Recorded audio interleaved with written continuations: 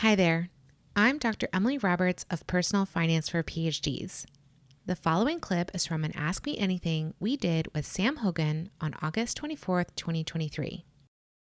Sam is a mortgage originator specializing in early career PhDs, an advertiser with Personal Finance for PhDs, and my brother. In this clip, you'll hear Sam's response to a question on what percentage of the cost of a home should be saved in advance for a down payment and closing costs. Kind of going along with the down payment question, what is the general percentage that I should be aiming for to have as a down payment? And along with that, you also mentioned closing costs. I know nothing about how those work either. So is that usually a set percentage of the price of the home that I would need to account for as well, along with my down payment? Short answer, yes. Um, at the end of the day, when you're at closing, you're going to be writing one check or one wire transfer. Um, that bottom line figure is going to be three different parts. One is your down payment, usually the largest part. Part two is your closing costs.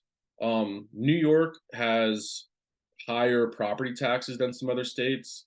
So you're probably looking about 4% ish, depending on the time of year in closing costs. Now, part three is your escrow account, which is included in your closing costs. Your escrow account is up taxes and insurance that you are paying up front so that when the real estate taxes are due, the lender can pay them on your behalf. Taxes are typically paid twice a year, and your insurance is paid once a year. So let's call it $20,000. Okay. Your escrow account is going to be your escrow account will include taxes and insurance. That money is technically yours. When you sell or refinance your home, that escrow account is returned to you. Now, there are lender fees and title fees that are just one-time fees that you pay at closing. These fees include doing a search on the title of the home to make sure that there's no liens against it, or to make sure that the home is recorded at the county on the correct lot. The transfer taxes play into your closing costs. So really, about 2/3 of your closing costs are one-time fees that you're going to be paying for the transaction to be facilitated. The down payment is, yes, it's coming out of your bank account, but it's going into equity of the home.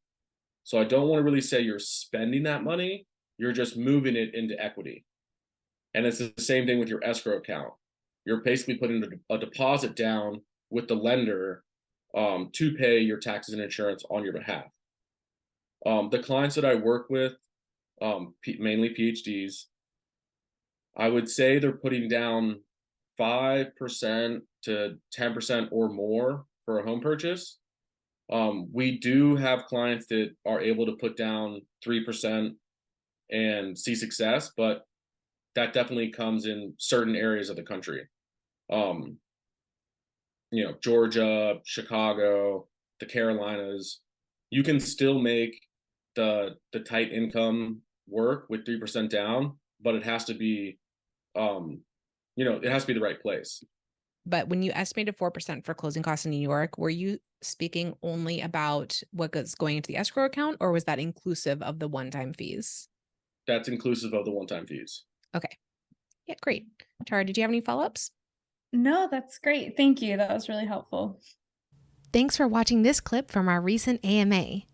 If you have your own mortgage question for Sam, please text or call him at 540-478-5803 or attend our next first-time homebuyer AMA. You can find the details for that event at pfforphds.com/mortgage.